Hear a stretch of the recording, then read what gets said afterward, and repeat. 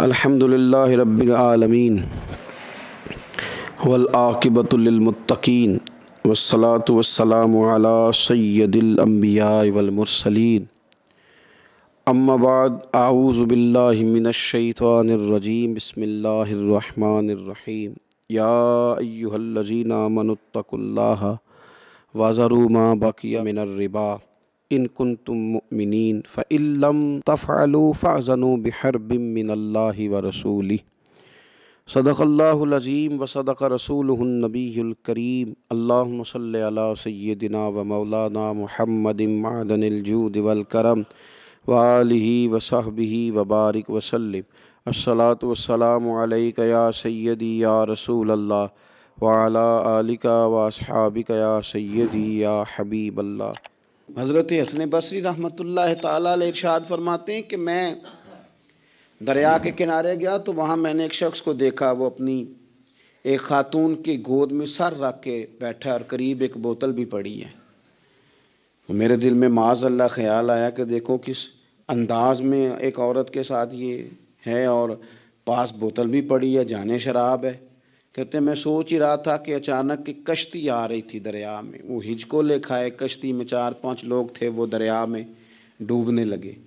وہ آدمی تیزی سے اٹھا، دریا میں چھلانگ لگائی، پہلے ایک کو نکالا، پھر دوسرا نکالا، پھر تیسرا نکالا، ایک بندہ رہ گیا۔ کہنے لگا حضور مجھے تو آپ نے گناہگار سمجھا ہے، میں تو بڑے غلط انداز میں یہاں بیٹھا ہوں، آپ نے جو سوچا چلیں گے چوتھا بندہ آپ نکالنا ہے، کرے نا یہ کام، کرے نا یہ کام۔ بڑے بھولے بھالے، بڑے اللہ والے، ریاض آپ کو بس ہم ہی جانتے ہیں، اتنی جلدی فتویٰ۔ حضرت حسن بصری فرماتے ہیں میں پشیمان ہوا، میں نے کہا مجھے تیرنا نہیں آتا، تو دیر نہ کر، چوتھا ڈوب نہ جائے۔ کرتے اس نے چھلانگ لگائی، چوتھا بھی نکال لایا اور کہنے لگا حضرت آپ نے جلدی کی سوچنے میں، یہ بی بی میری ماں ہے اور یہ سرکے کی بوتل ہے۔ ہم ماں بیٹے کا یہ مشغلہ ہے کہ یہ وہ جگہ ہے جہاں آ کے لوگ مسافر اترتے ہیں، اور یہاں سے کسی کا گھر 100 میل ہے، کسی کا 200 میل ہے۔ ہم صبح سرکہ، کھجوریں، روٹیاں لے کے یہاں آتے ہیں، مسافروں کی نوکری کرتے ہیں، کوئی پریشان ہو تو مدد کرتے ہیں۔ حضرت خواجہ حسن بصری فرماتے ہیں میں نے معافی مانگی، ان سے بھی مانگی، رب سے بھی مانگی۔ انہوں نے مانگ لی نا، بزرگ تھے، پر ہم کو نہیں تیار مانگنے کو۔ ہم ہر وقت بدگمانیاں، وہ فلانا فلانے جرم کرتا تھا، میں اسے اب کیسے نیک مان لوں؟ بھئی اب وہ نمازی ہے، خدا کے گھر آتا جاتا ہے، اب اللہ کی بارگاہ میں حاضر ہوتا ہے، جب رب نے معاف کر دیا تو بھی سوچ بدل جا۔ سنیں حضور کیا فرماتے ہیں۔ نبی پاک صاحب اللاق صلی اللہ تعالی علیہ وسلم فرماتے ہیں، مسند امام احمد بن حنبل دیکھیے، فرمایا رب اس وقت بڑا ہی مسکرائے گا جب قاتل بھی جنت میں جائے گا، مقتول بھی جنت میں جائے گا۔ یا رسول اللہ مقتول تو گیا، یہ قاتل کیسے چلا گیا؟ حضور فرماتے ہیں جائے گا، اور جائے گا اور رب مسکرائے گا، جو اس کی شان کے لائق ہے۔ یا رسول اللہ کس طرح؟ تو نبی پاک صلی اللہ علیہ وسلم فرمانے لگے اس نے ایک مومن کو قتل کیا تھا، وہ شہید ہو کے جنت میں چلا گیا، اب اللہ نے بعد میں اسے توبہ کی توفیق دے دی۔ پہلے اس نے کلمہ پڑھا، پھر یہ میدان میں اترا، کافروں سے لڑا، یہ شہید ہوا، رب نے اسے بھی جنت دے دی۔ قاتل بھی جنت میں، مقتول بھی جنت میں، اور بات اتنی انوکھی ہے کہ رب دیکھ کے مسکرا رہا ہے، جو اس کی شان کے لائق ہے۔ حضرت بہاءاللہ نقشبند بخاری رحمۃ اللہ علیہ فرماتے ہیں میں حج کرنے گیا تو وہاں میں نے ایک آدمی کو کروڑوں کا کاروبار کرتے دیکھا، تو میرے دل میں خیال ہے یہاں بھی اللہ اللہ کرنی چاہیے تھی، دنیا داری کر رہا ہے۔ لیکن فرماتے ہیں حج سے فارغ ہوئے تو میں نے دیکھا وہی بندہ سارا کچھ رب کی بارگاہ میں خیرات کر رہا ہے، اور سینکڑوں غریب حاجی ہیں جن کو پورے پورے خرچے دے رہا ہے۔ تو میں نے وہیں اپنی سوچ سے توبہ کی کہ میں کہاں تھا۔ بڑی جلدی کھڑے نہ ہو جائیں، ہم جلدی میں ہیں، ہم انتظار نہیں کر رہے کہ شاید توبہ کر جائے، ہم انتظار نہیں کر رہے۔ لیکن میرے عزیز اتنی جلدی نہ کریں، سوچوں کا صاف ہونا، ذہنوں کا پاک ہونا، اور لوگوں کے بارے میں گمان کا اچھا ہونا آپ کسی نفسیات کے ڈاکٹر کے پاس چلے جائیں، اسے کہیں ٹینشن بڑی ہے، میں ان کے مضامین پڑھتا رہتا ہوں، وہ سب سے پہلا سبق آپ کو یہ پڑھائیں گے کہ اچھا سوچا کریں۔ اچھا سوچنے سے بندہ تندرست رہتا ہے۔ کس سے بندہ تندرست رہتا ہے؟ ہیں جی، واقعی یعنی اس والے پڑوسی کے بارے میں بھی اچھا سوچنا ہے گھر میں، اس والے کے بارے میں بھی، چھوٹے بھائی کے بارے میں بھی اچھا سوچنا ہے، اور بڑے کے بارے میں بھی اچھا ہی سوچنا ہے۔ یعنی اپنی برادری قبیلے کے بارے میں بھی اچھا سوچیں، جو قبیلے کا نہیں اس کے بارے میں بھی چلیں تھوڑا سا اچھا سوچ لیں۔ اپنے بارے میں تو اچھا سوچا ہے بڑا، میں کہتا ہوں کہ ہم اپنی غلطیوں سمیت اپنے آپ سے بڑا پیار کرتے ہیں، اور دوسرے کی ایک غلطی نظر آ جائے تو ہمیں گھن آنے لگ جاتی ہے۔ آپ جلدی نہ کریں، مالک نے موقع دیا ہے بندوں کو، نہ وہ کسی کا رزق چھین رہا ہے نہ سانسیں چھین رہا ہے، وہ اپنی زمین پہ چلنے بھی دے رہا ہے، رہنے بھی دے رہا ہے، تو جب اس نے موقع دیا ہے آپ بھی تھوڑا موقع دیں۔ اللہ بڑا کریم ہے، دروازے کھولے گا، اس کے بندے اس کی بارگاہ تک پہنچیں گے۔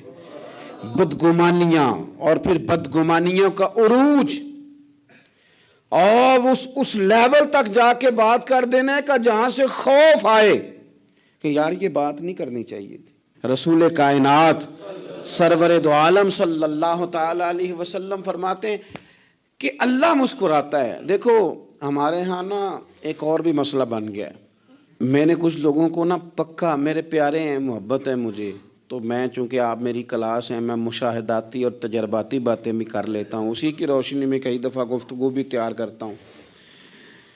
کچھ لوگوں نے نا پکا ذہن بنا لیا یہ کہنے کا کہ ہاتھ بڑا تنگ ہے، پکا، آپ جس وقت پوچھ لیں ان کا ہاتھ اور بڑا ہی زیادہ تنگ ہے۔ آپ یقین کریں، بہن کا جو خامند ہے وہ کہہ رہا ہے جا حصہ لے کے آ، تیرے بھائیوں کی کمائی تو نہیں، تیرے ابا کی ہے، لے کے آ۔ وہ بیچاری اس کی منتیں کر رہی ہے، کہتی ہے اگر جاؤں گی نا تو وہ کہیں گے حصہ لے جا، آج کے بعد ہمارے گھر نہ آنا، میرا دروازہ نہ بند کرو، مہربانی کرو۔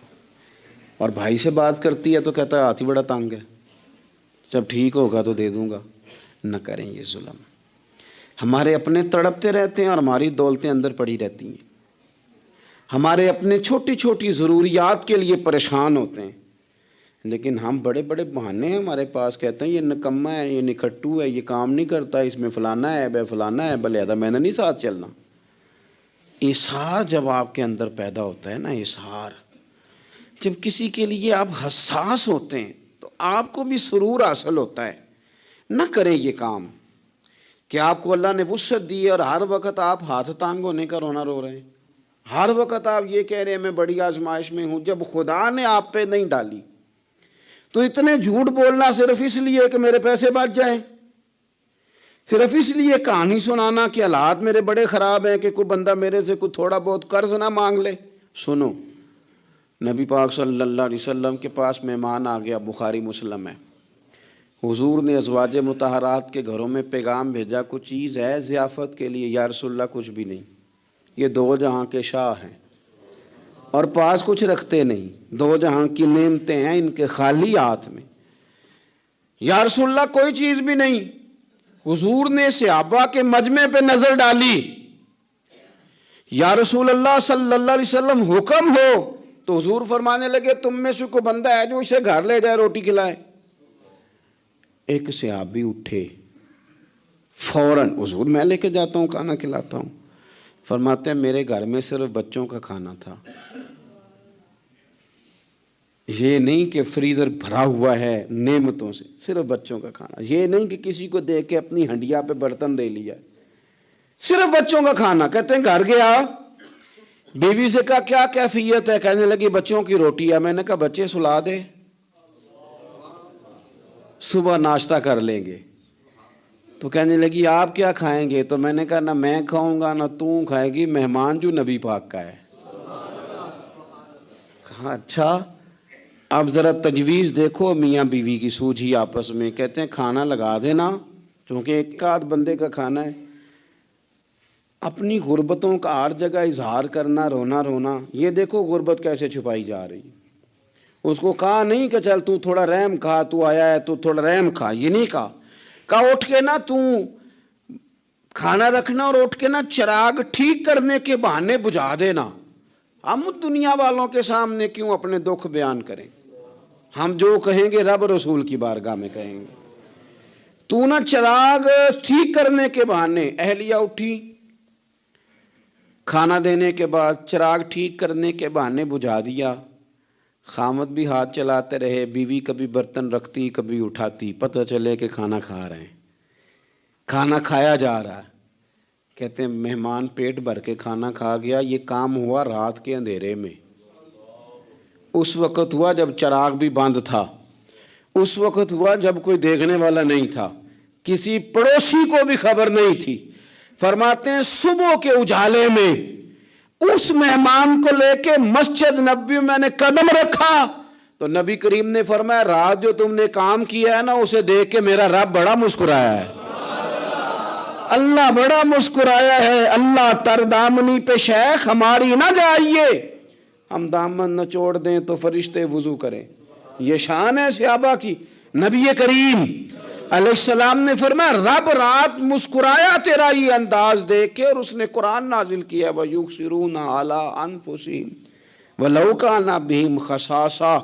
کچھ لوگ وہ ہیں جنہیں بڑی بھی ضرورت ہو تو دوسروں پر اثار کر دیتے ہیں، قربانی دے دیتے ہیں. رب مسکرایا ہے.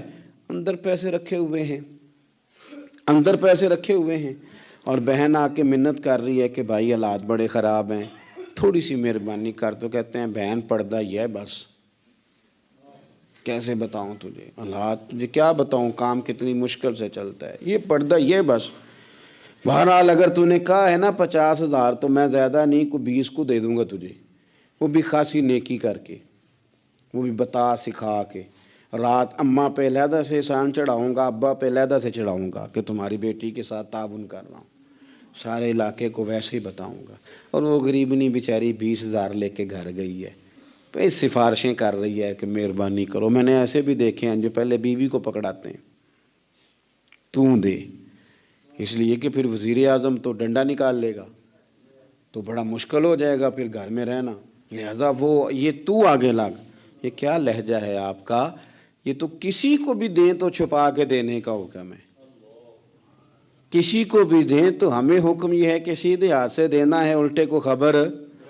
اور یہ جو بالکل ہی اپنے ان پر تو پردہ پوشی آپ کے لیے ویسے ہی ضرورت تھی.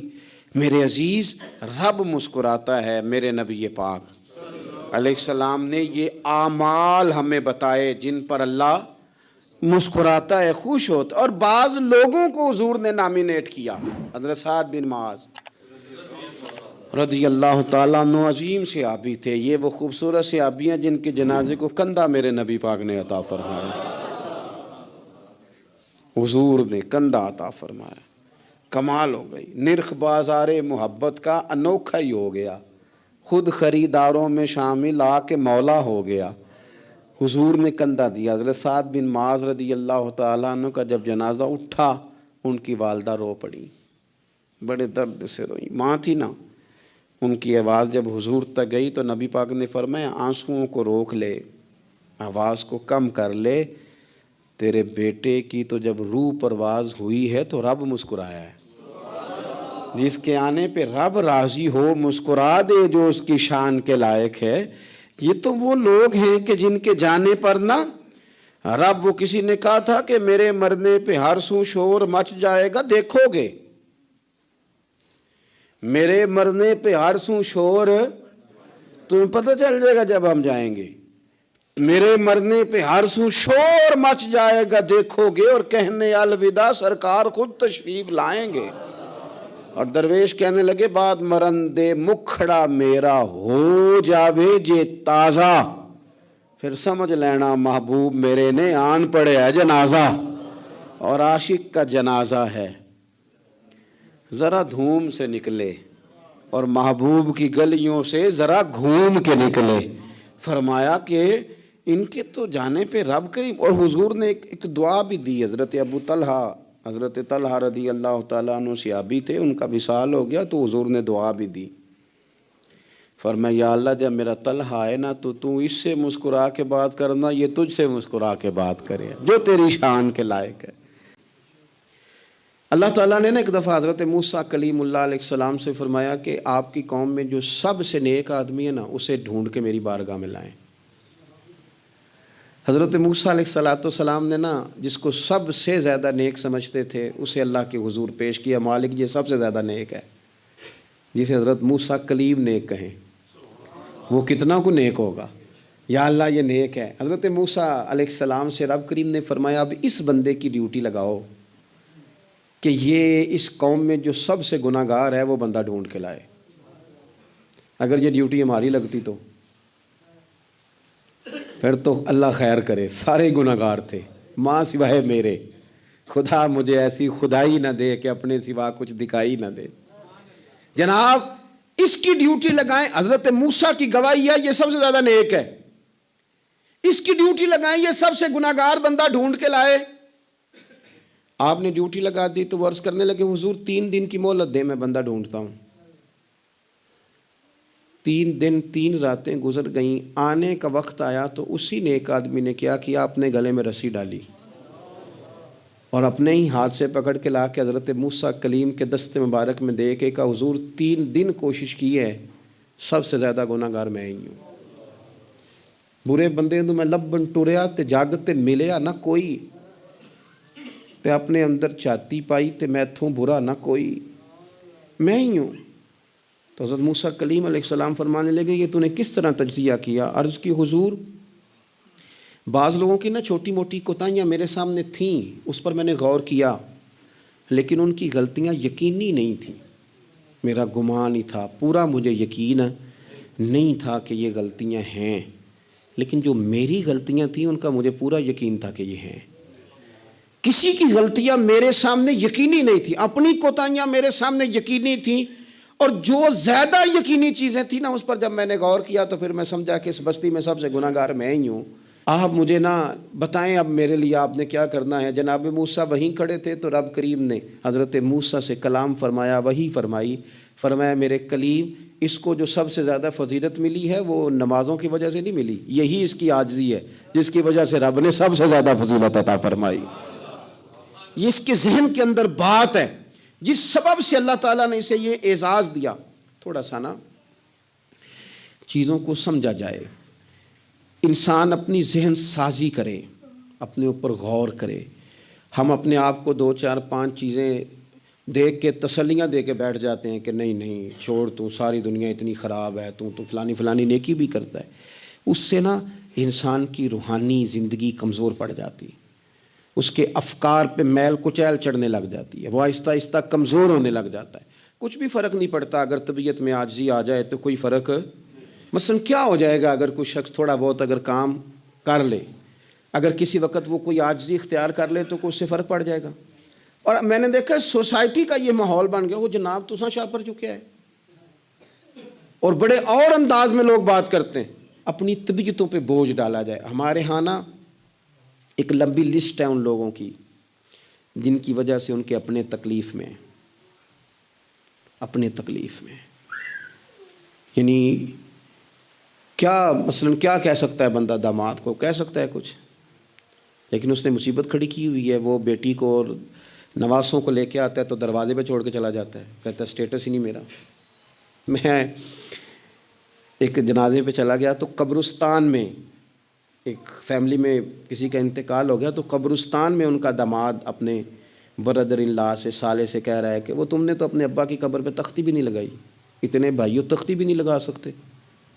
وہ کہنے لگا بھائی جان بس وہ مصروفیت رہی ہے، قبر تو پکی کرا دی تھی تو بس تھوڑے دنوں میں لگوا دیتے ہیں۔ وہ بیچارہ نا ادھر ادھر میری طرف بھی دیکھ رہا ہے کہ لوگ سن، اور وہ ڈھٹائی سے باتیں کیے جا رہا ہے کیونکہ وہ داماد ہے، ان کی بیٹی گھر ہے، مفت کی بلیک میلنگ ہے۔ وہ بندہ چلا گیا، میں نے اس کا بازو پکڑ کے سائڈ پہ کر لیا، میں نے کہا یار تجھے قبروں میں بھی اللہ نہیں یاد آیا؟ یہ مفت کی جو آزمائشیں ہم لوگوں کو ڈالتے ہیں نا، اس سے بچیں۔ بلا وجہ کہ جناب وہ مجھے پوچھا نہیں تو مجھے جناب دیا نہیں تو میری بھی کوئی حیثیت تھی، آپ اس طرح نہ گنوائیں۔ ان سے چیزیں چھلکتی ہیں، ان سے محسوس ہوتا ہے کہ آپ چھوٹے آدمی، اس سے محسوس ہوتا ہے کہ ہم کمزور پڑ گئے، ہم نے کس بنیاد پر لوگوں کو لوٹنا اور تاڑنا اور لتاڑنا شروع کر دیا۔ انسان ہوتا ہے، اور وہ جب ان چیزوں سے نکل جاتا ہے نا تو محسوس ہوتا ہے کہ وہ بندہ بڑا آدمی ہے، کہ جو نہ اسے کوئی یہ پرواہ ہے کہ مجھے کوئی بٹھائے کہاں پہ، نہ اسے کوئی یہ ٹینشن ہے کہ کوئی یہ. میں نے دیکھا ہے بعض بڑے لوگ ان چیزوں سے ویسے نکل جاتے ہیں. حضرت عمر رضی اللہ تعالیٰ عنہ مال غنیمت کا اونٹ گم ہو گیا تو تلاش کر رہے تھے, تو ایک بندے نے کہا کسی غلام کو کہہ دیتے. فرمانے لگے میں بھی تو غلام ہی ہوں, میں بھی تو اپنے محبوب کا غلام ہوں, کسی غلام کو کہہ دیتے. اس کا کیا مطلب؟ اس لیے اس تکبر سے اپنے آپ کو بچا کے لوگوں کے لیے آسانی کی جائے, اپنوں کو پیار دیا جائے, اپنوں کو محبت دی جائے. جب آپ کسی سے پیار کریں گے, اعزاز دیں گے, تو اس میں محسوس ہوگا کہ ہماری اپنی بھی کوئی شان ہے, عظمت ہے, ہم وزادار ہیں. دیکھیں میرے نبی پاک صلی اللہ تعالیٰ علیہ وآلہ وسلم کے صحابہ حضور کا اتنا ادب کرتے تھے کہ نبی پاک صلی اللہ علیہ وسلم کے دروازے پر نہ پوری ہتھیلی سے دستک نہیں دیتے تھے, انگلی کے پوروں سے, ناخنوں سے. ادب ہے. کسی نے کہا تھا کہ باب جبریل کے پہلو میں ذرا دھیرے سے, خواجہ فخر الدین فرماتے ہیں باب جبریل کے پہلو میں ذرا دھیرے سے. فخر کہتے ہوئے جبریل کو یوں پایا گیا, ہم نے نا پلکوں سے در یار پہ دستک دی ہے, کیونکہ ذرا آواز اونچی ہوئی تو عمر کا سرمایا گیا. صحابہ یوں ادب کرتے کہ اونچا سانس نہیں لیتے تھے حضور کی بارگاہ. نبی پاک صلی اللہ علیہ وسلم کے وجود سے وضو کا پانی تو وہ نیچے نہیں گرے گا, وہ نیچے ہتھیلیاں کر دیتے تھے. آنکھیں حضور کی بارگاہ میں نہیں اٹھاتے تھے. بعد سے پوچھا داتا حلیہ بیان کر دو, کہتے تھے اتنی جرت ہی نہیں تھی حضور کو دیکھ سکیں. وہ اتنا ادب کرتے, لیکن نبی پاک صلی اللہ علیہ وسلم کا ان کے ساتھ معاملہ کیا تھا؟ جنگ بدر کے لیے جب سواریاں جا رہی تھیں نا, تو ایک ایک سواری پہ 3 لوگ تھے. تو اسلام مذہب بڑا حسین ہے نا, یہ رحمت للعالمین محبوب کا پیغام ہے نا.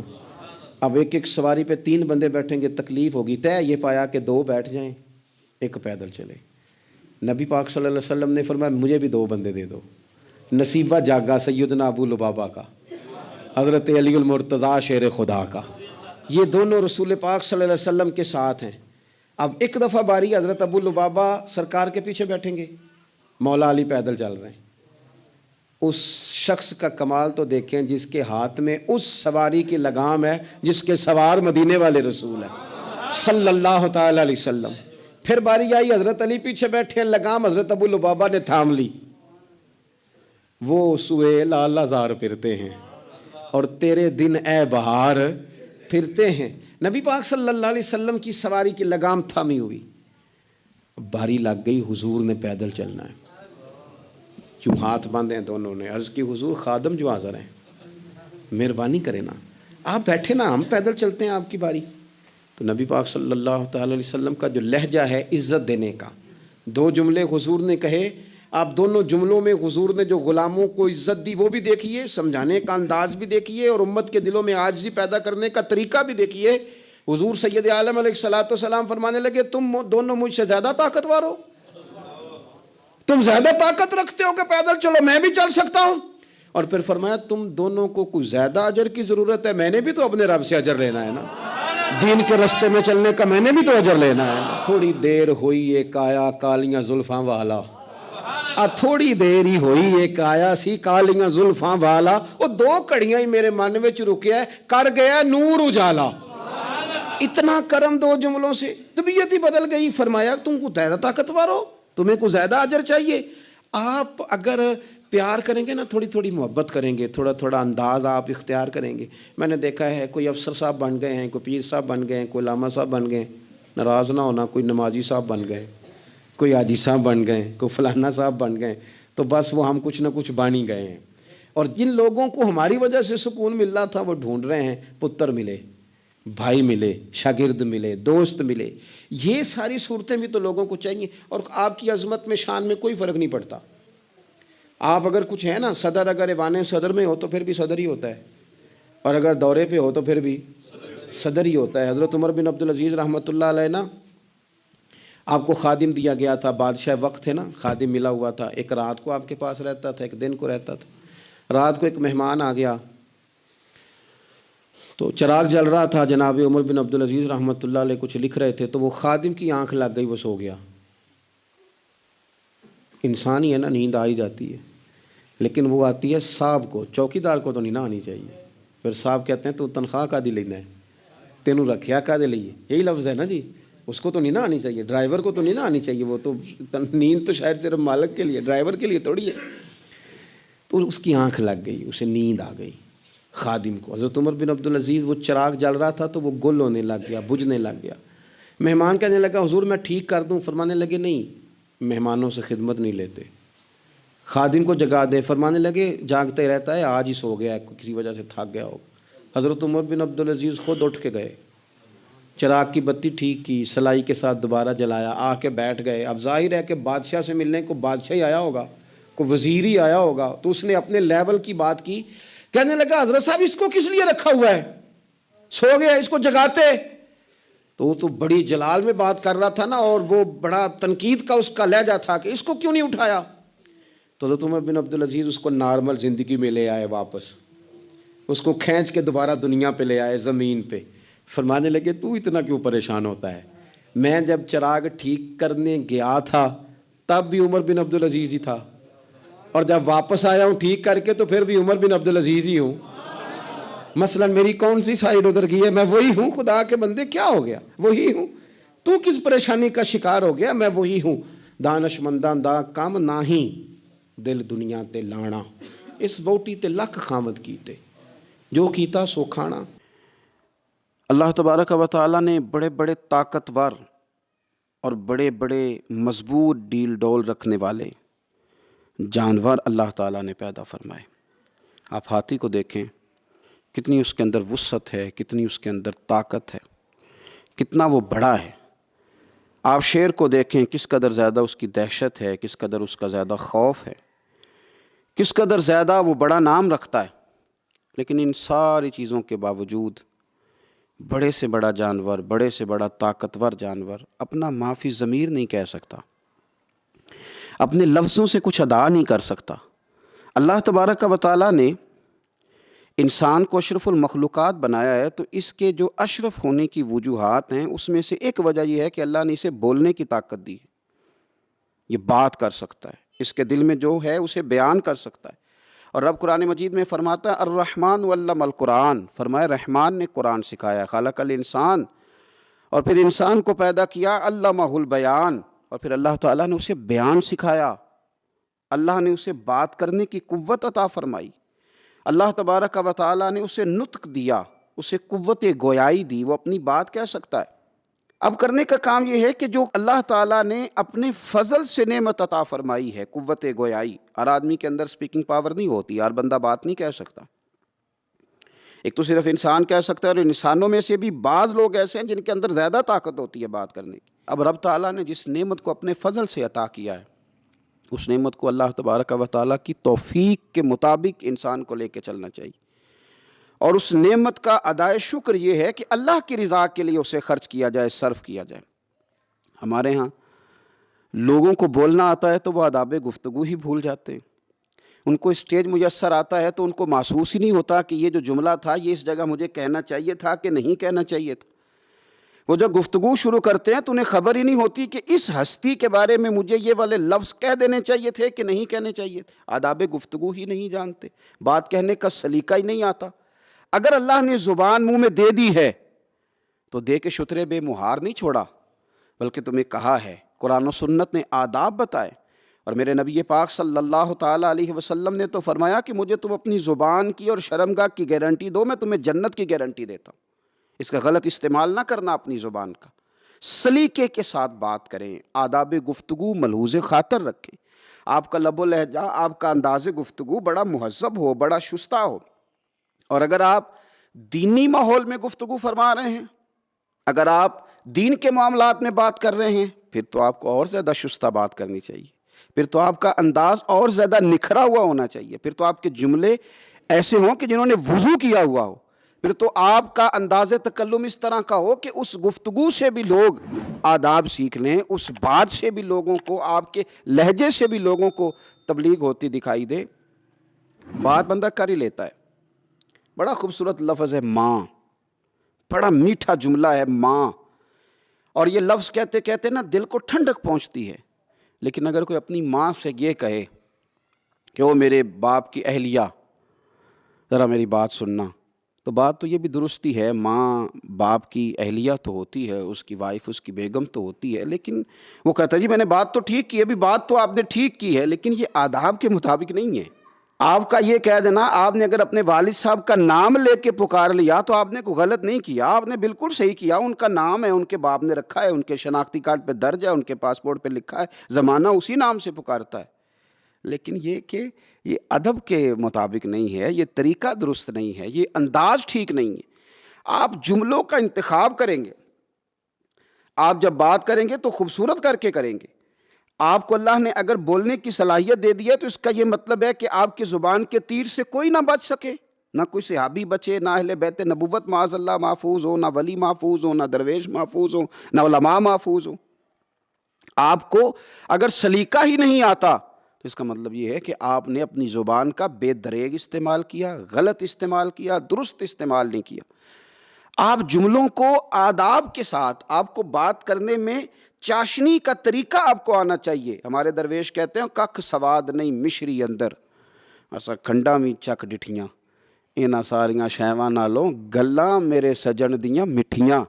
کو تو بات کرنے کا سلیقہ آتا ہے، ان کی تو جملے سن کے لوگ اپنے دل جڑتے محسوس کرتے ہیں، کلیجے میں راحت ہوتی، طبیعت میں ٹھنڈک آتی ہے کہ کسی نے کوئی جملہ بولا ہے۔ نبی پاک صلی اللہ تعالیٰ علیہ وآلہ وسلم کے چچا ہیں حضرت عباس رضی اللہ تعالیٰ عنہ۔ کسی نے پوچھا آپ بڑے ہیں کہ حضور صلی اللہ علیہ وسلم بڑے ہیں؟ بالکل سادہ سا جواب تھا۔ پوچھنے والے کی منشا بالکل سمجھ میں آ رہی تھی، وہ عمر کے بابت بات پوچھ رہا تھا، عمر کے تعلق سے پوچھ رہا تھا آپ بڑے ہیں کہ حضور بڑے ہیں؟ تو سادہ جواب تھا کہ میں عمر میں حضور سے بڑا ہوں۔ لیکن ان کو آداب آتے تھے نا، بولنے کا سلیقہ آتا تھا، وہ گفتگو کے مد و جزر سے آگاہ تھے۔ کیا خوبصورت بات ارشاد فرمائی، فرمانے لگے، پوچھنے والے نے پوچھا آپ بڑے ہیں کہ حضور بڑے ہیں؟ قربان جائیں، حضور نے فرمایا تھا نا کہ عباس مجھ سے ہیں اور میں عباس سے ہوں۔ تو انداز تکلم دیکھیے، آپ بڑے ہیں کہ حضور بڑے ہیں؟ تو فرمانے لگے بڑے تو حضور ہی ہیں، پیدا پہلے میں ہوا تھا، بڑے تو وہی ہیں، وہی بڑے ہیں، انہی کی شان بڑی ہے، بلغ العلا بکمال ہی، انہی کا اعزاز بڑا ہے، بعد از خدا بزرگ توئی قصہ مختصر، وہی بڑے ہیں، پیدا پہلے میں ہوا تھا۔ تو آپ کے جملوں کی ترتیب، آپ کے لفظوں کا انداز حضور نے نہیں سکھایا تھا۔ یہ لفظ بولنا بڑی نہیں، آداب تو سکھائے تھے پر فی نفس ہی لفظ نہیں سکھائے تھے، پر ہر صحابی کی زبان پہ جاری تھا، فدا کا ابی و امی یا رسول اللہ، حضور ہمارے ماں باپ آپ پہ قربان ہو جائے، حضور ہمارا دل جان آپ پہ قربان ہو جائے۔ تو ان کو یہ خوبصورت انداز نصیب تھا۔ دیکھیے حضرت سیدنا عمر رضی اللہ تعالیٰ عنہ کی رائے کے مطابق قرآن مجید فرقان حمید نازل ہوا ہے، اور بہت ساری آیات حضرت عمر فاروق رضی اللہ تعالیٰ عنہ نے جیسے کہہ دیا ویسے نازل ہو گئی۔ لیکن جناب عمر فاروق رضی اللہ تعالیٰ عنہ یہ نہیں فرماتے کہ دیکھو جی میری رائے کے مطابق قرآن مجید نازل ہوا ہے، بلکہ انداز ہے نا بات کرنے کا، یہاں بڑی ڈینگیں ماری جا سکتی ہیں، یہ کہا جا سکتا ہے ہمارے تو مشورے کے مطابق کو فیصلہ ہو جائے تو ہم کہہ نہیں دیتے میں نے تو پہلے ہی کہا تھا، دیکھا نا میں کتنا صاحب الرائے ہوں۔ پر حضرت عمر رضی اللہ تعالیٰ عنہ کیا فرماتے ہیں 3 باتیں میرے منہ سے اللہ نے ایسی جاری کر دی ہیں جو میرے رب کی رضا کے مطابق، حالانکہ جو انہوں نے بول دیا وہ قرآن مجید بن گیا، ان کی منشا اور ان کی گفتگو کے مطابق آیات نازل ہوئی۔ لیکن حضرت عمر کیا فرماتے ہیں کہ میری زبان پر 3 باتیں ایسی اللہ نے جاری کر دی جو عین اللہ کی رضا کے مطابق ہے۔ تو بات کرنے کا سلیقہ ہونا چاہیے، لفظوں کا چناؤ ٹھیک ہونا چاہیے، لفظ خوبصورت تراش کے آپ لائیں تاکہ آپ کی جو گفتگو ہے وہ گفتگو سلیقہ مند محسوس ہو۔ ایسے لفظ استعمال نہ کریں کہ محسوس ہو کہ آپ تو بازار میں بیٹھے ہوئے ہیں، یوں محسوس ہو کہ یہ جملہ تو آپ نے کسی ایسی جگہ بیٹھ کے کہہ دیا ہے کہ جو شستہ لوگوں کا ماحول ہی نہیں تھا۔ آپ غور کریں نا، حضرت ابراہیم علیہ السلام کیا فرماتے ہیں قرآن مجید ہے، فرمایا وَإِذَا مَرِضْتُ فَهُوَ يَشْفِينِ، جب میں بیمار ہوتا ہوں تو میرا رب مجھے شفا دیتا ہے، جب میں بیمار ہوتا ہوں تو رب شفا دیتا ہے۔ اب بات پر پھر سے توجہ کریں گے کہ بیماری بھی تو اللہ کی حکمت سے ہی آتی ہے، وہ بھی تو رب چاہے تو بندے کے پاس آتی ہے، لیکن یہ نہیں کہا رب بیمار کرتا ہے، فرمایا بیمار میں ہوتا ہوں، بیماری کی نسبت اپنی جانب کر دی اور کہا شفا مجھے میرا اللہ عطا فرماتا ہے۔ شفا کی نسبت رب تعالیٰ کی جانب ہے اور بیماری کی جو بابت ہے تو وہ اپنی جانب ہے۔ معنی کیا ہے کہ تم جب رب رسول کی نسبت کوئی جملہ ادا کرو گے تو تم نے عالی شان جملہ کہنا ہے۔ عالی شان فکرہ تم نے ادا کرنا، خوبصورت بات تم نے کرنی ہے، جو بہترین لفظ ہوگا وہ تم نے ادا کرنا ہے۔ اللہ نے اگر کسی کو طاقت دی ہے کہ وہ بات کر سکتا ہے، وہ بول سکتا ہے، تو پھر اسے اپنے جملوں پہ ذرا پیرا بھی دینا ہے، اسے پھر تھوڑا توجہ بھی کرنی ہے کہ یہ فکرہ میری زبان سے ٹھیک نکل رہا ہے، یہ جو میں کہہ رہا ہوں تو کہیں ایسا تو نہیں ہے کہ میں اوور کانفیڈنس ہو کے بول رہا ہوں، کہیں ایسا تو نہیں ہے کہ اب میں محسوس کرنے لگا ہوں کہ میں کچھ ہے ہوں، جو کہہ دوں گا مستند مان لیا جائے گا۔ تو اس لیے اپنے لب و لہجے پر ضرور توجہ رکھیں، ہر وائز، ہر خطیب، ہر مبلغ، ہر دائی یہ دیکھے، اور عام روٹین میں گفتگو کرنے والے لوگ بھی اس بات پر ضرور توجہ دیں کہ یار ہمارے لفظوں کو خوبصورت ہونا چاہیے، ہمارے جملوں کو حسین ہونا چاہیے۔ درویش نے کہا تھا، اللہ کے بندوں نے فرمایا تھا کہ تلوار کے زخم تو جسم کو تکلیف دیتے ہیں، لیکن زبان کے جو زخم ہوتے ہیں وہ روح کو تکلیف دیتے ہیں، اور تلوار کے زخم تو شاید بھر جائیں، زبان کے زخم بھرا نہیں کرتے۔ اللہ تبارک و تعالیٰ نے قرآن مجید میں تجارت کی تعریف کی ہے، سود سے منع فرمایا ہے، تجارت کو حلال رکھا ہے، سود کو حرام کیا ہے۔ سود کسی بھی معاشرے کے اندر کاروبار کو بند کرتا ہے، غریب کو غریب تر کر دیتا ہے، امیر کو امیر تر کر دیتا ہے۔ یہ ایک تو یہ کہ بہت زیادہ کاروباری معاشرتی نقصان کرتا ہے، دوسرا یہ کہ بہت بڑی نحوست پیدا کرتا ہے۔ قرآن مجید احادیث مبارکہ کا مطالعہ کرنے کے بعد یوں محسوس ہوتا ہے کہ شرک کے بعد شاید اتنی مذمت کسی اور گناہ کی نہیں کی گئی جتنی سود کی گئی، اتنے سخت احکامات شاید کسی اور گناہ کے لیے بیان نہیں کیے گئے جتنے سود کے لیے کیے گئے۔ اللہ تبارک و تعالیٰ نے قرآن پاک میں فرمایا، یا ایھا الذین آمنوا اتقوا اللہ وذروا ما بقی من الربا، اے ایمان والو اللہ سے ڈرو، وذروا ما بقی من الربا، اور جو پیچھے رہ گیا ہے سود وہ چھوڑ دو، سود کو چھوڑ دو۔ ما بقی من الربا کا معنی سود کو ترک کر دو، جو باقی رہ گیا ہے، پیچھے جو کچھ ہو گیا ہے اس کو تم چھوڑ دو۔ ان کنتم مومنین، اگر تم مومن ہو، فإن لم تفعلوا، اور اگر تم ایسا نہ کرو، فاذنوا بحرب من اللہ ورسولہ، تو پھر اللہ اور اس کے رسول سے جنگ کرنے کا یقین کر لو۔ اگر تم سود نہیں چھوڑتے پھر تمہاری لڑائی ہوگی اللہ رسول کے ساتھ۔ کتنا سخت حکم ہے! کیا کوئی رب رسول سے لڑائی کر سکتا ہے؟ اتنی طاقت کو شخص اپنے اندر پاتا ہے کہ اللہ رسول سے لڑائی کرے؟ اتنا سخت حکم بیان کیا گیا سود کو لے کر، اور میرے نبی پاک صلی اللہ تعالیٰ علیہ وسلم نے جب سود کی بات ارشاد فرمائی تو نبی پاک صلی اللہ تعالیٰ علیہ وسلم ارشاد فرمانے لگے، سود میں 73 قسم کا وبال ہے، 73 قسم کا گناہ ہے سود کے اندر، اور سب سے کم درجے کا گناہ ماں کے ساتھ زنا کرنا ہے۔ اتنا زیادہ حضور صلی اللہ علیہ وسلم نے اسے ناپسند کیا، اتنا تعفن والا کام قرار دیا۔ سود ہے کیا؟ سود ہے جنس کا جنس کے ساتھ تبادلہ کرنا، یعنی کسی بندے نے کسی کو 100 روپیہ دیا اور پھر 110 کا مطالبہ کیا، کسی نے کسی کو 40 کلو چاول دیے اور 41 کلو کا مطالبہ کیا، کسی نے کسی کو 1 بوری گندم کی دی اور 1.5 بوری گندم کا مطالبہ کیا۔ یہ سود ہے۔ کوئی ایک چیز دے کے اسی جنس کی چیز کو زیادہ وصول کرنا، یہ سود ہے، لیکن کوئی ایک جنس دے کے اس سے جنس کا تبدیل کرنا، یہ تو کاروبار ہے۔ لوگ پیسے دیتے ہیں تو فلاں چیز خریدتے ہیں، یہ تجارت ہے، لیکن ایک ہی جنس پر اس جنس کو بڑھا کے لینا، یہ سود ہے۔ اسلام نے سخت ناپسند کیا۔ اہل عرب کے اندر یہ کام بڑی تیزی کے ساتھ ہوتا تھا۔ پھر کیا ہوتا ہے کہ امیر لوگ کاروبار کیوں لگائیں گے، کارخانہ کیوں لگائیں گے؟ وہ تو آرام سے پیسہ ان کی جیب میں ہے، وہ غریبوں کو دیں گے اور پیسے سے پیسہ وصول کریں گے۔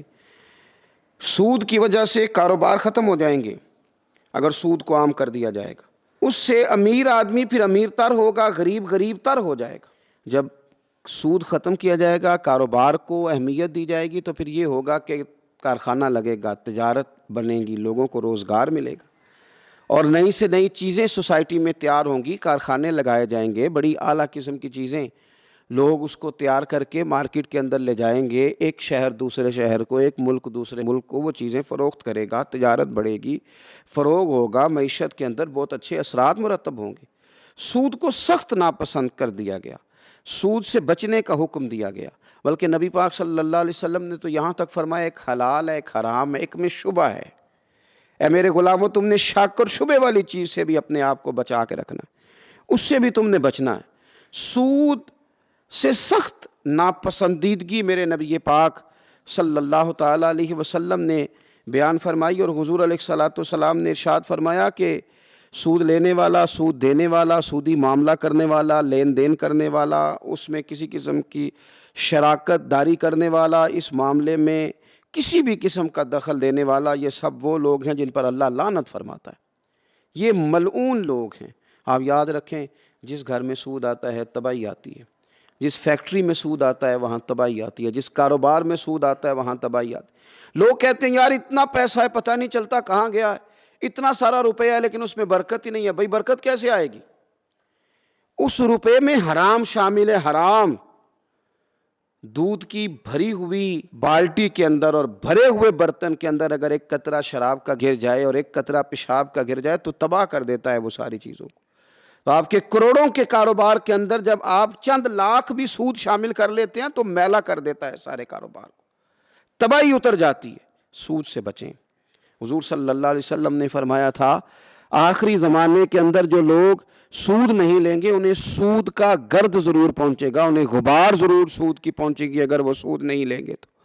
اتنا عام کر دیا جائے گا، آج پوری کے پورے ملک کھڑے ہیں سود پر، پوری کی پوری سوسائٹی کو ترتیب دیا جا رہا ہے۔ معاذ اللہ، اپنے آپ کو بچائیں، انفرادی طور پر بھی بچائیں، اجتماعی طور پر بھی بچائیں۔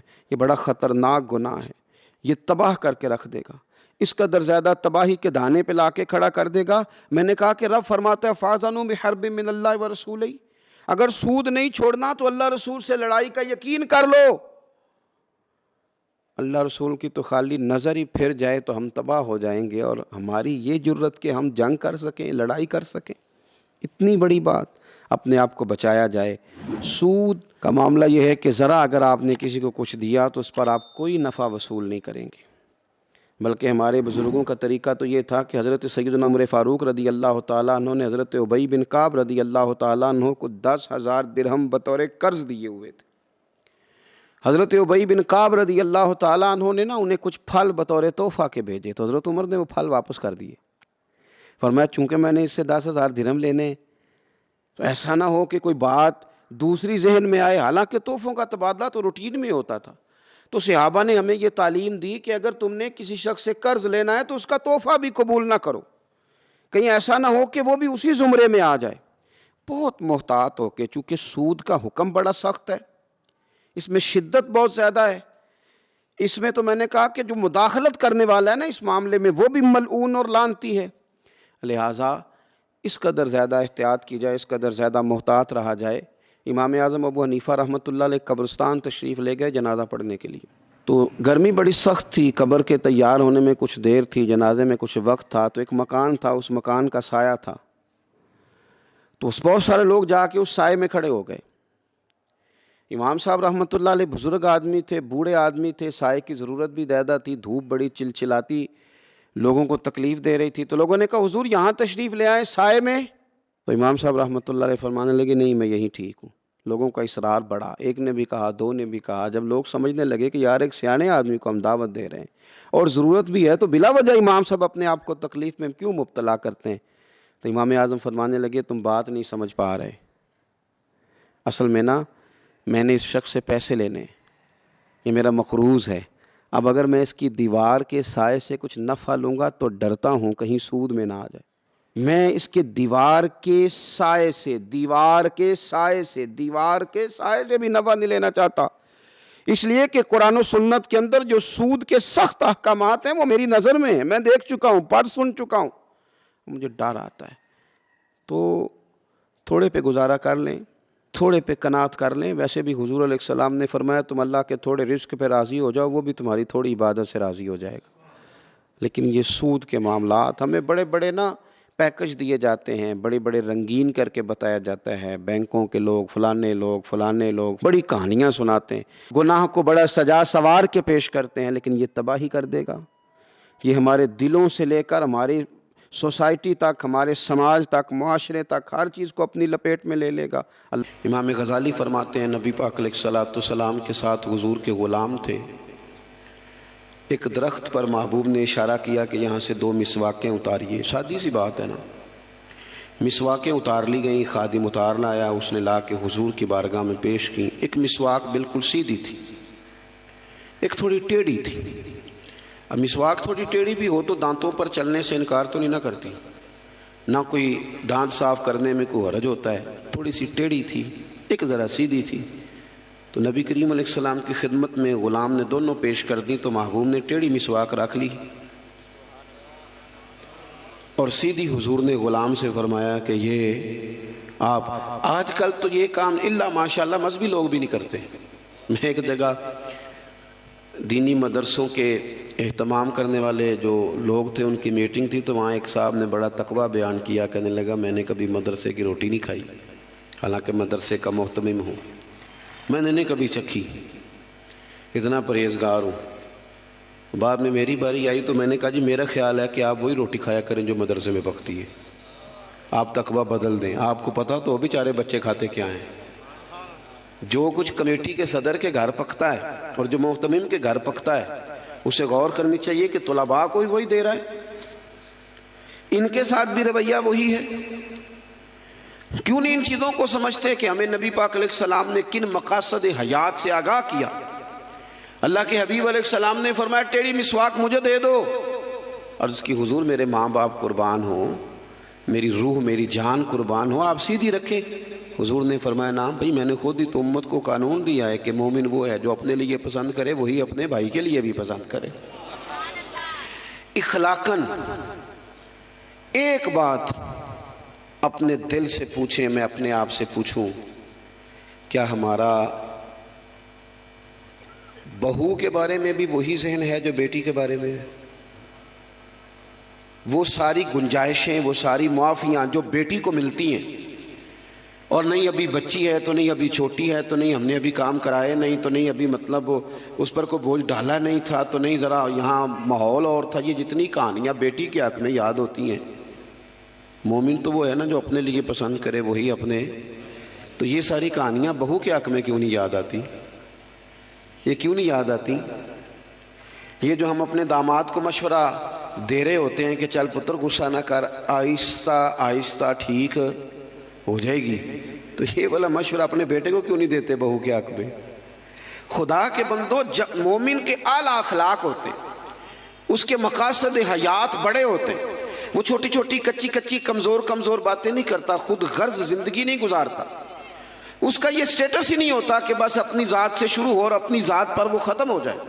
وہ بڑی باتیں کرتا ہے، بڑے خیالات کا مالک ہوتا ہے، بڑے حوصلے ہوتے ہیں اس کا ظرف بڑا ہوتا ہے، اس کی سوچ بڑی ہوتی ہے، اس کا مزاج بڑا ہوتا ہے. تو اپنی زندگی کے اندر حضرت بایزید بستامی رحمۃ اللہ علیہ کا ایک یہودی پڑوسی تھا اور مخالف بھی بڑا تھا. ساری زندگی اس نے حضرت بایزید کی مخالفت کی. کچھ لوگوں کو پتہ ہوتا ہے کہ جس کی میں مخالفت کر رہا ہوں بندہ ٹھیک ہے، پر اندر کے حسد کا کیا کچھ نہیں نہ جا سکتا. ساری زندگی حسد کرتے، اس نے بھی کیا اور بڑی غلط باتیں پھیلائیں. اس سے کوئی غلطی ہو گئی، اس یہودی سے جو یہودیوں کا عالم تھا، اس سے کوئی غلطی ہو گئی. یہودی اس سے ناراض ہو گئے، حالات اس کے خراب ہو گئے. اتنا غریب ہو گیا کہ وہ چراغ جلانے کو بھی پیسے کوئی نہیں.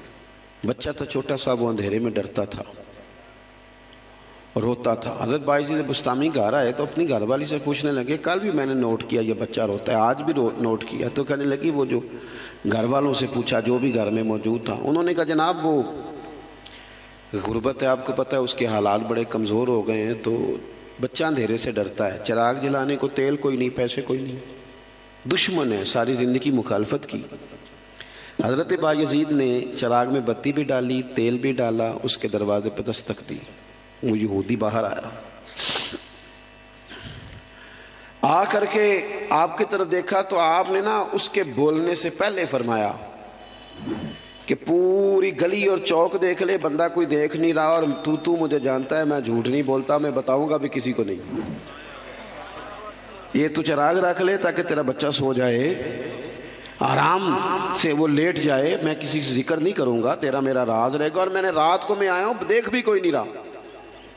وہ یہودی کہتا ہے بولنے کی طاقت ہی کوئی نہ رہی. ہم تو دشمن کو بھی پاکیزہ سزا دیتے ہیں، ہم تو دشمن کو بھی پاکیزہ سزا دیتے ہیں. وہ اندر چلا گیا چراغ لے کے، رات بھر بچہ سویا رہا. دوسرا دن پھر ہوا، شام تھوڑی سی گہری ہوئی، لوگ اپنے اپنے گھروں میں سوئے، بچہ ڈرتا تھا اندھیرے سے۔ حضرت بایزید نے پھر چراغ میں تیل ڈالا، بتی ڈالی، دروازے پہ دستک دی۔ جب وہ باہر آیا تو فرمانے لگے تو دیکھ رہا ہے کہ کوئی بندہ موجود نہیں ہے، اور تجھے پتہ ہے میں جھوٹ بھی نہیں بولتا، کسی کو بتاؤں گا نہیں، یا یہ لے جا تیرا بچہ سو جائے۔ اس نے مخالفت کی ہے ساری زندگی، اس کو دے دیا، اس کا بچہ سو گیا۔ تیسرا دن پھر ہوا، وہی وقت، وہی انداز، وہی باتیں۔ دستک دے کے کہا کوئی شخص نہیں دیکھ رہا، چراغ لے لے، بتاؤں گا بھی کسی کو نہیں، اور تجھے پتہ ہے میں جھوٹ نہیں بولتا۔ وہ چراغ آپ بڑھا کے دروازہ بند کرنے لگے تھے کہ وہ یہودی زور زور سے چلایا، کہنے لگا باہر آؤ بھی سارے مسلمانوں، نکلو بھی یہودیوں سارے باہر۔ لوگ سارے باہر گلیوں میں آ گئے، کہنے لگے یہ بایزید بسطامی ہے، میں نے ساری زندگی جھوٹے الزامات لگائے، آج جب میری حالت یہ ہے کہ میرے اپنوں سے مجھے کوئی پوچھنے نہیں آتا، اس شخص سے میرے بچے کا رونا نہیں دیکھا گیا، یہ تڑپ گیا ہے کہ کسی کا بچہ کیوں روئے، یہ روز مجھے چراغ جلا کے دے جاتا ہے، گھر میں میرے روشنی ہو جاتی ہے، بچہ میرا سو جاتا ہے، پر میں ساری رات نہیں سوتا۔ میں آج تم سب کو گواہ بنا کے کہتا ہوں، جو میں نے ان کے بارے میں زندگی بھر کہا وہ سارا غلط تھا، اور یہ بھی تمہیں بتاتا ہوں کہ پہلے میں نے دین اسلام سنا تھا، 3 دن ہو گئے میں دین کو دیکھ رہا ہوں، پہلے سنا تھا میں دیکھ رہا ہوں۔ کہنے لگا میں تم سب کو گواہ بنا کے کہتا ہوں کہ بایزید بھی سچے ہیں، بایزید کا دین بھی سچا ہے، اور جس رسول کا یہ کلمہ پڑھتے ہیں وہ رسول بھی سچے ہیں۔ اس نے کلمہ پڑھا اور مسلمان ہو گیا۔ ہمارا یہ حال ہے کہ سگا بھائی کہتا ہے کہ مجھے کارنر والا پلاٹ چاہیے، اور پھر ساری باتیں یاد آ جاتی ہیں اس کو، کہتا ہے کارنر والا چاہیے چونکہ کام تو پہلا میں لگا سا، کمائی تو پہلے میں نے کی تھی، لہذا چھوٹا بھائی جو ہے وہ تو دیر سے آیا تھا تو اس کا تو حق ہی نہیں بنتا، وہ پیچھے جائے، اور کارنر والا پلاٹ یہ زیادہ دیر نہیں لگے گی، 20-25 سال گزریں گے۔ اس طرح آپ والد کو پریشان کر رہے ہیں، اس طرح آپ کے بچے آپ کو کریں گے، خدا نہ کرے، وہ بھی کہیں گے ابا یہ کارنر والا میرا ہے، تو کدھر سے آ گیا۔ تو حضور نے ہمیں اعلیٰ مقاصد، اعلیٰ اخلاق، اعلیٰ کردار، بڑی باتیں کرنے کا۔ ہمارے پاس بڑی کہانیاں ہوتی ہیں پر ساری اپنے حق میں، بڑے دلائل ہوتے ہیں پر سارے اپنے حق میں، بڑی باتیں آتی ہیں پر ساری۔ ہمارے ایک بزرگ کہا کرتے تھے میں ایسے بیوقوفوں کو جانتا ہوں جو کوئی چیز بھی پھینکے نا تو اپنے گھر میں ہی پھینکتے ہیں، حالانکہ بھلے بھلے بیوقوف اپنے گھر میں پھینکیں۔ تھوڑی سی نا خود غرضی کی چادر اتاری جائے، بڑی سوچیں پیدا کی جائیں، بڑے مقاصد پیدا کیے جائیں، تھوڑا سا نا بندہ کسی کے لیے بھی کبھی دعا کرے، کبھی اس کی آرزو ہو کہ کسی اور کے حق میں بھی وہ خیر کا جملہ کہے۔ حضرت مولا علی شیر خدا کرم اللہ تعالی وجہ الکریم، میں نے یہ دیکھا ہے کہ جو بندے جس کے بچے روز 4000 کے برگر کھا جاتے ہیں نا، اس کا ملازم اگر کہہ دینا کہ جناب اس دفعہ نا میرے لیے کچھ مشکل آ گئی ہے، کو 5000 ایڈوانس چاہیے، تو جس کے گھر میں روز بچے کھانا پکنے کے باوجود 4000 کا فاسٹ فوڈ کھاتے ہیں، وہ ملازم سے کہہ رہا ہوتا ہے وہ تو خرچے کیوں نہیں کٹ کرتا، اپنی طاقت کے مطابق خرچ کر۔ دوسروں کو نصیحت کرنا آسان ہے، لیکن کیا مسئلہ ہے کہ ہم اپنے بچوں کے حق میں جتنی آسانیاں چاہتے ہیں وہ دوسروں کے بچے نہیں، دوسروں کی اولاد نہیں۔ دوسرے کے گھر میں روشنی ہوگی تو ہم کیا سمجھتے ہیں کہ دنیا سے روشنی کم ہو جائے گی؟ کبھی بھی نور بانٹنے سے نور کم نہیں ہوتا۔ ایک شمع سے ہزاروں دیے بھی جل جائیں تو پہلی والی کی روشنی میں کبھی کمی نہیں آتی۔ اس لیے چھوٹی سوچوں سے باہر نکلا جائے، بڑی مضبوط مستحکم یہ سوچیں زندگی میں پیدا کی جائیں۔ اگر ہم محدود زندگی گزاریں گے تو پھر ٹھیک ہے، اپنی ذات سے بات شروع ہوتی ہے، اپنی ذات پہ ختم ہو جاتی ہے، اور یہ اس ملک میں یہ باقاعدہ پرموٹ کی گئی ہیں چیزیں، پرموٹ۔ جب تک کوئی میرے ساتھ چل رہا ہے تب تک وہ بالکل ٹھیک ہے، اور جس دن میرے ساتھ نہیں اس دن کوئی نہیں سمجھ آ رہی ہے آپ کو میری بات کی۔ ہمیں ساری دنیا کو بھی بدنام کرنا پڑے تو ہم نے ہر اس شخص پر الزام لگانا ہے جو میرے خلاف ہے۔ ایسا نہ کریں۔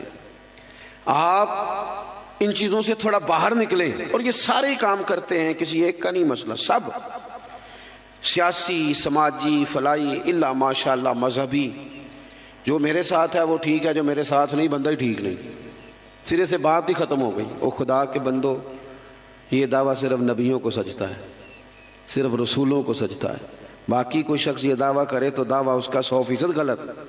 تو اپنی زندگی کے اندر ان باتوں پر ضرور غور کریں کہ اعلیٰ حضرت مولا علی شیر خدا کرم اللہ تعالیٰ وجہ الکریم گھر سے نکلے، اپنے غلام سے کہنے لگے آج ذرا خریداری کرنے چلے، بازار تشریف لے گئے، وہاں سے 2 سوٹ خریدے، ایک ذرا کم قیمت کا تھا، ایک ذرا زیادہ قیمت کا تھا۔ اب وہ خرید کے دونوں تھیلے میں ڈال لیے۔ آپ کا خادم کہتا ہے میں سمجھ گیا جو مہنگا ہے وہ آقا کا ہے اور جو سستا ہے وہ غلام کا ہے۔ کہتے لے کے واپس آئے، وہ چوک آ گیا، وہ جگہ آ گئی جہاں سے حضرت مولا علی نے اپنے کاشانہ نور پہ جانا تھا اور میں نے اپنے گھر جانا تھا۔ کہتے ہیں حضرت مولا کائنات فرمانے لگے ذرا میرے والا جوڑا مجھے دینا۔ کہتے میں نے وہ مہنگا والا نکال کے حضرت علی کو پیش کیا تو فرمانے لگے یہ نہیں میرا تو وہ دوسرا ہے۔ مجھے بتائیں کہ روب کپڑوں کا ہوتا ہے کہ کردار کا؟ بولیے۔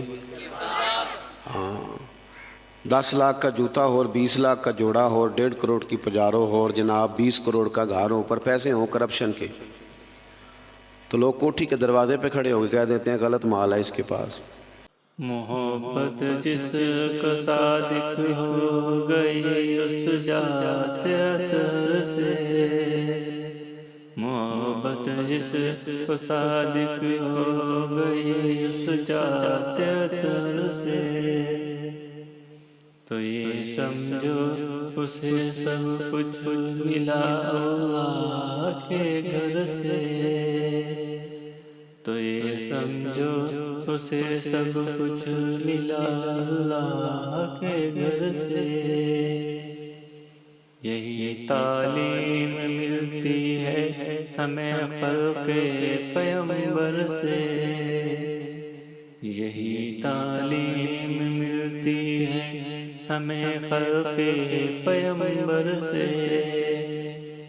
جہاں تک ہو سکے دامن بچائے فتنہ سر سے، جہاں تک ہو سکے دامن بچائے فتنہ سر سے، ہوا بوجھل طالب معجزہ کا جب پیغمبر سے، ہوا بوجھل طالب معجزہ کا جب پیغمبر سے، شہادت جات اقدس کی ملی مٹھی کے کنکر سے، شہادت جات اقدس کی ملی مٹھی کے کنکر سے، پسینہ جب بھی نکلا ہے تمہارے جسم عطر سے، پسینہ جب بھی نکلا ہے تمہارے جسم عطر سے، تو خوشبو میں سوا پایا گیا ہے مشک عنبر سے، محبت جس کو صادق ہو گئی اس جات عطر سے، تو یہ سمجھو اسے سب کچھ ملا اللہ کے گھر سے۔ بندہ ٹھیک نہیں، جوتے ٹوٹے ہوئے ہوں، کرسی اور میز پرانا ہو، چھوٹا سا افسر ہو لیکن دیانتدار ہو، تو بڑے بڑے مالدار بھی دروازے پہ کھڑے ہو کے کہتے ہیں یار بندہ بڑا کھرا ہے، نہ پیسے پکڑتا ہے نہ کسی کی سفارش مانتا ہے۔ ہمارے شہر میں حاجی ابو داؤد محمد صادق صاحب رحمۃ اللہ علیہ بزرگ تھے، تو میں نے بڑی پجاروں سے اترنے والا پیر بھی نا بڑی پجاروں سے ملنے آیا، وہ پہلے چین والی گھڑی اتارتا تھا، پھر اپنی داڑھی دیکھتا تھا، اپنا لیول تو حاجی صاحب سادے سے بندے، تو بات سمجھ میں آتی تھی کہ روب کپڑوں کا نہیں ہوتا، روب تو کردار کا ہوتا ہے۔ اگر کردار مضبوط ہے تو کپڑے سادے بھی ہوں تو گزارا ہو جاتا ہے، لیکن کردار کچھ بھی نہ ہو، لوگ پیسوں کے زور پر، دولت کے زور پر، مال کے زور پر، بلکہ بعض لوگ تو ایسے ہیں جو خوش آمدیوں کے زور پر اپنے دائیں بائیں ادھر ادھر جو ان کے وظیفہ خوار، نمک خوار، خوش آمد پسند ہے، ان کے زور پر اپنے آپ کو منوانا چاہتے ہیں۔ کردار اصل ہے، کردار حسن ہے، کردار رعنائی ہے۔ آپ ہمیشہ تب بڑے ہوں گے جب آپ کے اخلاق میں، معاملات میں، لین دین میں صفائی ہوگی، پھر لوگ آپ کو بڑا جانیں گے۔ حضرت مولا علی شیر خدا کرم اللہ تعالی وجہہ الکریم، اس سے کہا یہ نہیں میرا تو دوسرا ہے۔ تو کہا ٹھیک ہے جناب، دوسرا ہے تو حضور آپ آقا ہیں، آپ کا کیسے دوسرا ہے، آپ کا تو یہ ہے۔ حضرت علی کہنے لگے نہیں وہ جو سستا، میری بات کی سمجھ آ رہی ہے آپ کو، وہ جو سستا جوڑا ہے نا وہ مجھے دو۔ تو اس نے نا ایک دلیل پیش کی، آپ کے غلام نے، کہنے لگا حضور آپ نا مہنگے والا رکھیں، کیوں؟ آپ آقا ہیں اور میں سستا پہنتا ہوں کیونکہ میں غلام ہوں۔ تو حضرت علی کہنے لگے دلیل ہی قائم کرنی ہے نا تو میرے والی کر لے، تو مجھے سستا دے دینا کیونکہ میں بوڑھا ہوں، اور تو مہنگا پہن لے چونکہ تو جوان ہے۔ اگر کسی دلیل کی بنیاد پر ہی لباس پہننا ہے تو چلو اس طرح کرو، یہ والی دلیل قائم کر لو کہ بوڑھوں پر سستا بھی چل جاتا ہے، اور جوانوں کے لیے ذرا کپڑے مہنگے ہوں، ذرا اچھے نئے اور ڈیزائنوں کے ہوں تو ذرا جوان خوش ہوتے ہیں۔ تو تھوڑے سے نا بڑا دل ہو، ذرا بڑا ظرف ہو، ذرا حوصلہ بڑا ہو، ذرا سوچ بڑی ہو، ذرا انسان کا معیار بڑا ہو۔ یہی بات بعد میں حضور کے صحابہ میں آئی۔ آپ دیکھ لیں حضرت عمر کو، دیکھیں حضرت عثمان کو، اور خلیفہ اول بلا فصل حضرت ابوبکر صدیق کو، حضرت مولا علی شیر خدا کو۔ ان لوگوں نے بڑی بڑی باتیں کی، بڑا حوصلہ تھا ان میں، یہ ہمیشہ انقلابی باتیں۔ حضرت عثمان غنی، ان کا مال آیا پڑا ہے۔ اب ہمارے ہاں تو لوگ مصنوعی قلت بھی پیدا کر لیتے ہیں، لیکن مال آیا ہوا ہے، قلت کے قحط کے دن ہیں۔ آ کے تاجروں نے کہا حضرت عثمان غنی سے کہ آپ جتنے کا خریدا ہے نا ہم تحقیق بھی نہیں کرتے، ڈبل لے لیں، ہمیں دے دیں۔ حضرت عثمان کہنے لگے مجھے زیادہ نفع ملتا ہے۔ انہوں نے کہا 3 گنا لے لیں، کہنے لگے زیادہ ملتا ہے۔ 4 گنا لے لیں، فرمایا زیادہ ملتا ہے، کہنے لگے اس سے زیادہ ہم نہیں دے سکتے۔ وہ بندہ بتائیں جو زیادہ دیتا ہے۔ حضرت عثمان غنی کہنے لگے مجھے تو 700 گنا کی امید ہے۔ جناب کس طرح؟ تو حضرت عثمان نے مسجد میں اعلان کروایا یا کسی ذریعے سے لوگوں تک پیغام پہنچایا کہ جو غریب گندم نہیں نہ خرید سکتا وہ آ کے لے جائے، آ کے لے جائے نا۔ فرمایا مجھے رب کی بارگاہ سے 700 گنا کی امید ہے۔ تو بڑا دل ہو، بڑا حوصلہ ہو۔ بس بات ختم کرنے لگا ہوں۔ حضور کی جو اولاد پاک ہے اس کا بھی یہی مزاج ہے، زندگی بھر سخاوتیں، لوگوں پر محبتیں، ان لوگوں کا درگزر، ان لوگوں کا اپنے لیے نہیں، انہوں نے جب بھی سوچا نبی کریم کی ساری امت کے لیے سوچا۔ حضرت امام حسن رضی اللہ تعالیٰ عنہ فرماتے ہیں میری والدہ سیدہ طیبہ طاہرہ حضرت فاطمہ الزہرا رضی اللہ تعالیٰ عنہ تو جب دعا مانگتی تھی تب بھی حضور کی ساری امت کے لیے مانگتی تھی۔ ان کی دعاؤں میں بھی بڑے دل کے ساتھ، بڑے حوصلوں کے ساتھ، بڑا اعزاز کے ساتھ بیٹھے رہتے۔ امام حسین بڑی شانیں تھی، سب کچھ تھا، لیکن انہوں نے گھر چھوڑا، قبیلہ چھوڑا، اس لیے کہ دین کی وہ بنیادیں جن کو کمزور کرنے کی کوشش کی جا رہی تھی وہ کہیں کمزور ہو نہ جائے، وہ آگے بڑھے۔ 1,00,000 دینار آیا حضرت امام حسین کے پاس سویرے۔ کتنا؟ چلو آپس وچ گل کرنے ہاں، آپس وچ 1,00,000 روپیہ کول ہوئے تے مسیتے دینے پੈ جاندے، کنے دئی دینے وچوں؟ آپس دی گل ہے، نہیں دسدے کسے نوں۔ کنے مثلا چلیں بڑا کوئی زور لگائے گا تو 5,000 دے دے گا، 5,000۔ اور ذرا کبھی کسی جگہ پہ کمزوری آئے نا کوئی مالی طور پہ تو سب سے پہلے لوگ وہ پیسے بند کرتے ہیں جو مسجد جاتے ہیں یا کسی غریب کی طرف جاتے ہیں، کہتے ہیں ہاتھ تنگ ہے۔ سب سے پہلے 1,00,000 دینار امام حسین کے پاس آیا۔